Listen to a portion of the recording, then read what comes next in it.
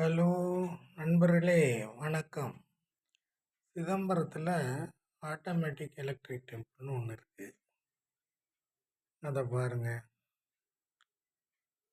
மின்சார நடராஜர் கோவில் தானியங்கி அப்படின்னும் போட்டிருக்கு. இதில் என்ன விசேஷம் நடக்குது அப்படிங்கிறத நம்ம பார்க்க போகிறோம். இதில் 10 கட்டளையில் ஒரு காயின் செய்யுது. இந்த கோவிலுக்கு முன்னாடி ஒரு உண்டியல் இருக்குது. அதை மேஜிக் பாக்ஸ்னு சொல்கிறோம். இந்த கோயிலுக்குள்ளார ஒரு நடராஜர் இருக்கிறார். சிதம்பரத்தில் நடராஜர் தான் ஃபேமஸ்ஸு. அந்த நடராஜரை எப்படி ஒரு காயின் தரிசிக்க வைக்குது, தரிசனம் எப்படி முடிவடையுது, எத்தனை நிகழ்ச்சிகள் ஒன்றுக்கு ஒன்றா நடக்குது அப்படிங்கிறத நம்ம பார்க்க போகிறோம்.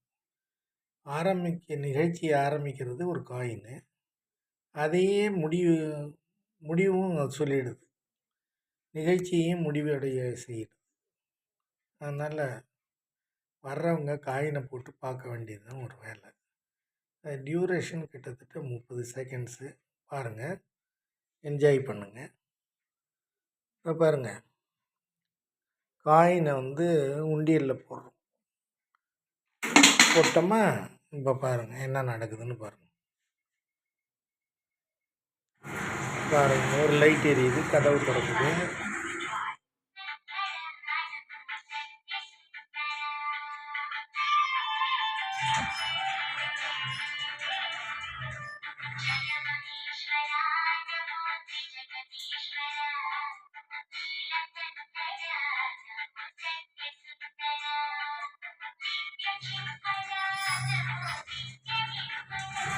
பார்த்தீங்களா?